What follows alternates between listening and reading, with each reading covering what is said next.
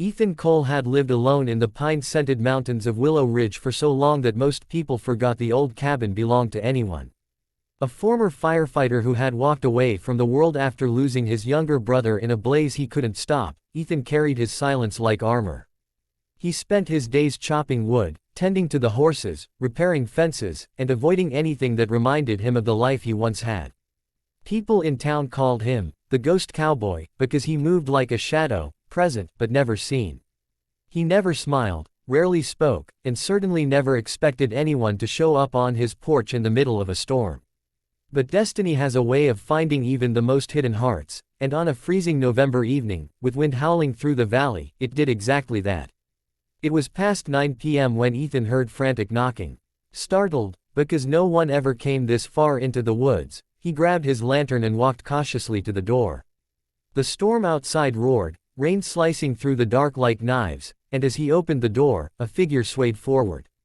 A young woman, drenched to the bone, trembling violently, and barely standing. Her eyes, tired, glassy, full of pain and desperation, met his for only a second before her knees buckled. Ethan lunged forward and caught her just before she collapsed on the wooden porch. She felt weightless, freezing, and exhausted, like someone who had carried far too much for far too long. He picked her up in his arms and brought her inside without a word, laying her gently on the couch near the fire. Only then, as he wrapped a blanket around her and saw the nursing badge clipped to her soaked coat, did he realize she was a nurse, Anna Rivers. He didn't know her, but he immediately understood the look in her eyes. Burnout. Exhaustion. A heart drowning under the weight of saving everyone but herself. Anna drifted in and out of consciousness as Ethan prepared warm water, lit the fireplace higher, and made herbal tea from the leaves his mother once used for fevers. When she finally opened her eyes fully, she panicked for a second, trying to sit up, but Ethan raised a gentle hand. "You're safe," he said quietly, his voice deep, rough, but oddly comforting after years of silence. She relaxed, tears pooling in her eyes, not from fear, but from relief. I didn't know where else to go," she whispered. "My car broke down, I was heading home from a double shift, I just kept walking. I thought I'd make it before the storm got worse." Her voice cracked, and Ethan could see the exhaustion etched into her bones. He gave her the tea and sat in the nearby chair, unsure what to say. He wasn't good with words anymore, but something about her presence stirred something he thought had died long ago, the desire to protect someone. As the night deepened and the storm raged outside, Anna opened up piece by piece, like a wounded bird learning it could fly again. She told him about the hospital, the endless hours, the patients she lost, the ones she saved, and the crushing guilt she carried, guilt Ethan knew all too well. Her mother had passed away a month ago, and she had no one left. "I just kept helping others because it's the only thing I knew how to do," she said softly. Ethan stayed silent, listening to her break in front of him, his chest tightening with emotions he hadn't felt in years. For the first time since his brother's death, someone else's pain became more important than his own.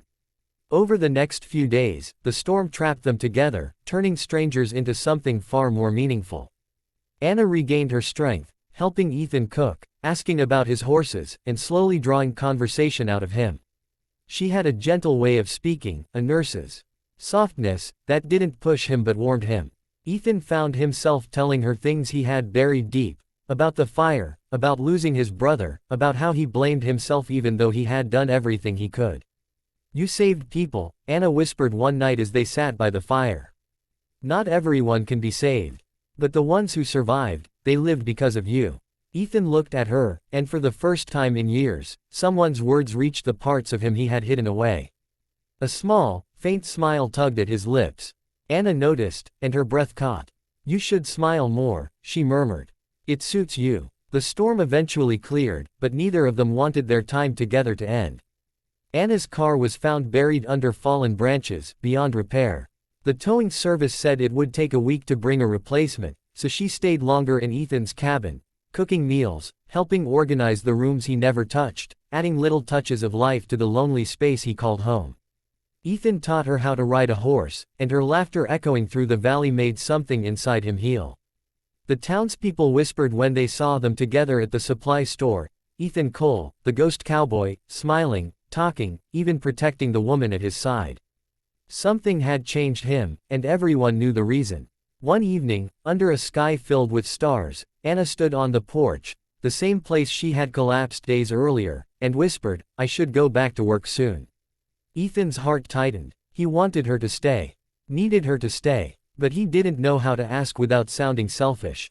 Before he could speak, Anna continued, "But I don't want to go back to my old life. Not completely. Not the way things were."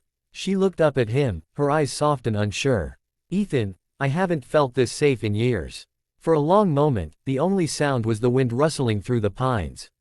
Then Ethan stepped forward, took her hands gently in his, and said quietly, "Then stay. Not because you have nowhere else to go. Stay because I don't want this to end."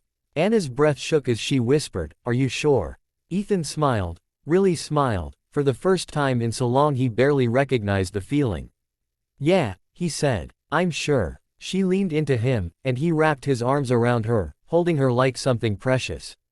The man who had pushed the world away for years had finally found someone who reminded him life could still be beautiful.